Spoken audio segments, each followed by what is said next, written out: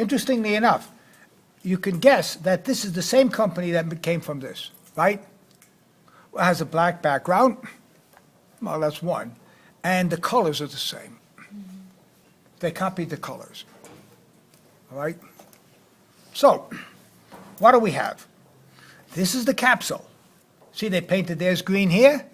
They painted these green here. Right? Now,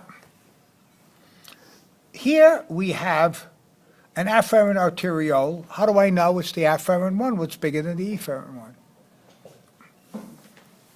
So here's a glomerulus. But like they did with the model, you see here in beige, what they did here with the podocytes, they did here in green. Podocytes here, which are covering everything, but they did it the same way. We should actually paint this orange. All right.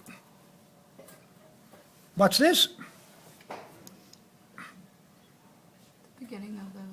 Proximal convoluted tubule. Okay, it's the beginning of it, but that's what it is. By the way, all the things you see in red, of course, sort of reddish, are nuclei of the cells. What is this? You can figure it out. Come on, come on, come on, come on. You know how to take a test. Collecting duct. How do you know it's a collecting duct? Yellow. That's right. It's yellow. This is not rocket science. Well, what should we tell a rocket scientist? This is not anatomy physiology, you see. That's what we tell them, all right? You know, back off. This is not A and P, right? The real stuff, all right? Fine.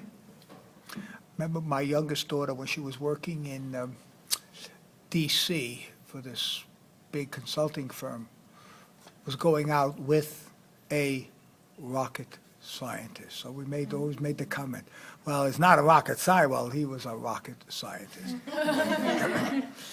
Very funny. It's cute. Anyway, so proximal convoluted tubule, collecting duct. What is this? That's a distal. Distal. Well, two reasons. Number one, you know it from purple.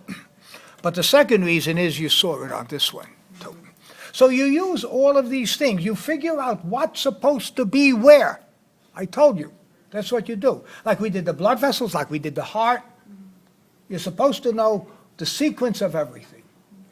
So what you're going to do, thinking about it, you know, tonight, lying in bed, I don't care what you're dreaming about, you're saying, okay, from the glomerulus, it goes into the filtrate goes into the capsule, into the proximal convoluted tubule, the descending limb of the loop of Henle, the ascending limb of the loop of Henle, distal convoluted tubule into the collecting duct.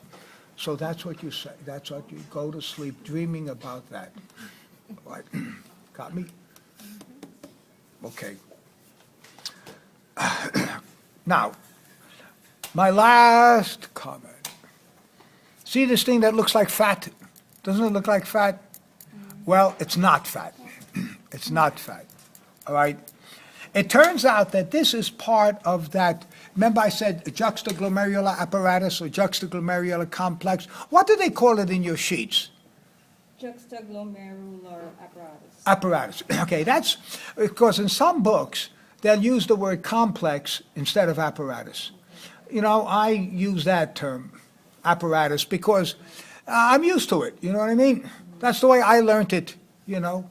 So I keep using some of the same terminology that I learned things at.